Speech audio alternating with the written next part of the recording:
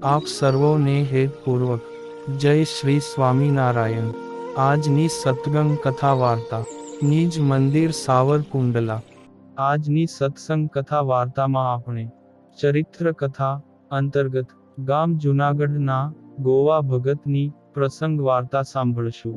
જૂનાગઢની પશ્ચિમ બાજુએ એક આલિશાન બંગલો હતો, જે જૂનાગઢના રેવન્યુ ખાતાના મોટા અધિકારી સાહેબનો હતો। એક દિવસ સાહેબ બગીચામાં ખુરશી નાંખીને બેઠા છે। એ વખતે એક યુવાન હાથમાં સાવરનો લઈને ફળિયું વાળે છે। ગળામાં તુલસીની બેવડી કંઠી ને કપાળમાં કોરા કંકુનો ચાંદલો। ચોખ્ખા કપડાં પહેરેલા અને ચોખ્ખા દિલના યુવાને ફળિયું વાળી ચોળીને ચોખ્ખું ચણાક બનાવી દીધું। એ ગોવા, જરાક આમનો આવજે। આવો રસોડામાંથી સાદ પડ્યો। હા બા, આવું છું, આમ કહી ગોવા ભગતે સાવરનો એક બાજુ મૂક્યો ને ઓસરી પાસે આવી ઊભો। લે આ કઢી, અમારે વધી છે, તે તું લઈ જા, તે ઘરે બૈરા છોકરાને કામ લાગશે। આમ કહી નાગર મહિલા કઢીનું વાસણ ઓસરીની કોર ઉપર મૂકવા ગયા, ત્યાં ગોવો ભગત બોલ્યા કે બા, માફ કરજો, પણ તમારી આ કઢી મને ન ખપે। ત્યારે બગીચામાં બેઠેલા સાહેબ કહે, એ ગોવા, ફરીથી બોલતો। બા, તમારી કઢી મને ન ખપે। આમ ગોવા ભગત બોલ્યા, એલા ગોવા, આજે તારું કાની ફટકી ગયું છે। અમે કાની વટલીને મુસલમાન નથી થયા, અમે નાગર બ્રાહ્મણ ને તું વણકર, તો તુને અમારી કઢી ન ખપે, એનો અર્થ શું? આમ બાઈ થોડા ગરમ થયા। બા, માફ કરજો, પણ આમાં તમારું અપમાન કરવાનો મારો કોઈ ઈરાદો નથી, પણ તમે નાગર જ્ઞાતિ સ્વાદિષ્ટ કઢી કરવામાં લસણ વાળી ચટણી વાપરી હોય, ને અમે લસણ ડુંગળી નથી ખાતા, તેથી તમારી કઢી મને ન ખપે। આવા જવાબમાં ગોવા ભગતનો રણકારો રણઝણ્યો। આમ બંને જણાનો વાર્તાલાપ બગીચામાં છાપું વાંચતા સાહેબના કાને પડ્યો। ત્યારે છાપું પડતું મૂકી સાહેબ ગોવા ભગત પાસે આવ્યા ને પૂછ્યું, પેલા ભાઈ ગોવા, મને કાની સમજાણું નહીં, તમે લસણ ડુંગળી નથી ખાતા, આ તો અચરજ કહેવાય। સાહેબ બીજા શું કરે છે તેની મને ખબર નથી, પણ અમારા માટે તો લસણ ડુંગળી અભક્ષ્ય ને અપવિત્ર વસ્તુ છે। એમ ગોવા ભગતે સાહેબને બે હાથ જોડીને કહ્યું, પણ આવા આકરા નિયમો તે ક્યારથી લીધા? ત્યારે ગોવાએ કહ્યું, જ્યારથી મેં સ્વામિનારાયણ ભગવાનનો આશરો કર્યો ત્યારથી। તો કાનિક વિગતે વાત કર તો સમજાય। આમ સાહેબને ગોવા ભગતની વાતમાં તથ્ય લાગ્યું। સાહેબ, હું રોજ સ્વામિનારાયણ મંદિરે મેલું સાફ કરવા અને વાડી વાળવા જાઉં છું। મને સંતોના દર્શન થાય, અને સંતો રોજ સત્સંગ પણ કરાવે છે। એમની વાતો સાંભળીને મેં સંતો પાસે કંઠી બંધાવી, ને સ્વામિનારાયણ ધર્મના 5 વર્તમાન પાળું છું। તે સંતો કહે છે કે લસણ ડુંગળી અભક્ષ્ય ને તામસી વસ્તુ હોય, માટે તે ન ખાવી। બસ ત્યારથી લસણ ડુંગળી અમારા માટે અખાદ્ય છે। સંતોના સંગમાં રહીને અમારું જીવન બદલાઈ ગયું છે સાહેબ। આટલું કહેતા ગોવા ભગતની આંખોના ખૂણામાં પાણી ચળક્યા। બીજું તો શું કહું સાહેબ, પણ એ સંતોએ તો અમને બીજો મનખો દેહ આપ્યો છે, પણ સંતોએ સાવ નાના માણસને પણ સ્વીકાર્યો। સાહેબ, અમે કાની ભગવાનને પરોના માર્યા છે। ભગવાન ઉપર કોઈ એકલાનો તો ઈજારો નથી ને, જ્ઞાતિ ગમે તે હોય, પણ મોક્ષનો અધિકાર તો બધાયને એક સરખો જ છે। ભઈ વાહ, તું તો જ્ઞાની મહાત્મા બની ગયો। આવી વાતો તો મોટો પંડિત પણ ન કહી શકે। એ બધોય પ્રતાપ સંતોનો છે સાહેબ। મારા ગુરુ નારાયણ દાસજી સ્વામીનો તો મારા ઉપર અઢળક રાજીપો છે। મારા ઘરમાં પણ અમે ક્યારેય અખાદ્ય વસ્તુઓ લાવતા નથી।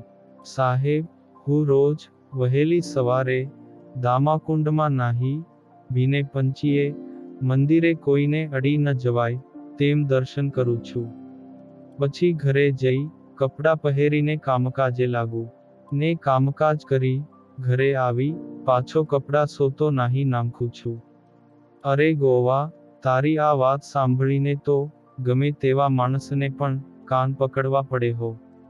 એક ઉજળા વર્ણ કરતા પણ આગળ વધે એવા તારા સદાચાર જોઈ આજે હું બહુ ખુશ થયો. અને સાહેબની રાજીપાની કસુ તૂટી. જા ગોવા, આજથી તારે મેલું ઉપાડવું નહીં પડે. હું તને સાફ સૂફી કરનારા કામદારોના મુકાદમ તરીકે નિમું છું. તળાવ દરવાજે તને રાજના ખર્ચે મકાન બાંધી દેવામાં આવશે. ત્યાં તું રહેજે અને સુખેથી ભગવાનનું ભજન કરજે. સાહેબ, જુઓ, આથી મોટો પરચો કયો હોય. એક લસણ ડુંગળી ન ખાવાના નિયમમાં જો રોટલા, રોજગારી ને રહેણાંક મળી જતા હોય તો જીવનભર પાંચેય વર્તમાન સારધાર પાળું તો મોક્ષ કેમ ન થાય? જરૂર થાય ગોવા, જરૂર થાય. તારી આ ટેક જોઈ આજથી અમે પણ લસણ ડુંગળી નહીં ખાવાના નિયમ લઈએ છીએ. આમ અધિકારી સાહેબે પોતાના પત્નીને પણ ટકોર કરી. સાંભળો છો ને, આજથી આપણા ઘરમાં પણ લસણ ડુંગળી બંધ. પછી ગોવા ભગતને તળાવ દરવાજે મકાન બનાવી દેવામાં આવ્યા. તથા ગોવા ભગતને મહિને 20 રૂપિયાનો પગાર મળતો. તે પગાર લઈને મંદિરે આવે ને કોઈક પાર્ષદને બોલાવી પગારનો 10મો ભાગ 2 રૂપિયા કાઢીને શ્રી રાધા રમણ દેવને અર્પણ કરે. આ જૂનાગઢના દીવાન મહંમદભાઈ સરદાર બાગ ખાતેના નિવાસમાં રહેતા. ને ગોવા ભગત રોજ ત્યાં ફળિયું વાળવા જતા. એક વખત વાળતા વાળતા સોનાની ઝાંઝરી જડી. તે હાથમાં લીધી તો 20 તોલા વજનની લાગી. તે ભગતે આજુબાજુ જોયું તો કોઈ ન હતું. એટલે ઝાંઝરી લઈ મકાનના પગથિયે મૂકી ને મહંમદભાઈને સાદ પાડ્યો. ત્યારે મહંમદભાઈના પત્ની ઝરૂખામાં ડોકાણા. તે ગોવા ભગતે ઝાંઝરી દેખાડી ને કહ્યું કે બેનબા, મેદાન વાળતા વાળતા કોકની આ ઝાંઝરી મને જડી છે. ત્યારે બેનબાએ કહ્યું, એ તો મારી ઝાંઝરી છે. કાલની ખોવાઈ ગઈ હતી. ઘણી શોધી પણ ક્યાંય મળી નહીં. ને નીચે આવી ઝાંઝરી હાથમાં લીધી ને બોલ્યા, ગોવા, આ ઝાંઝરી તને મળી ત્યારે કોઈ આજુબાજુમાં હતું? ત્યારે ગોવો કહે, ના બા, કોઈ નહોતું. એટલે તો મેં તમને અને સાહેબને સાદ કર્યો. તે બાઈએ કહ્યું, કોઈ નહોતું તો તને લેવાનું મન ન થયું? એટલે ભગત કહે, કેમ કરીને થાય બા? પારકી વસ્તુ મારા માટે હરામ બરાબર છે. મારા ભગવાનની આજ્ઞા છે કે કોઈની પડી વસ્તુ ન લેવી. તે બાઈ કહે, પણ ગોવા, આ ઝાંઝરીમાંથી તો તારી 7 પેઢીની કમાણી નીકળી જાત. ત્યારે ભગત કહે, 7 પેઢીની કમાણી નીકળે પણ 70 પેઢી નરકમાં જાય તેનું શું?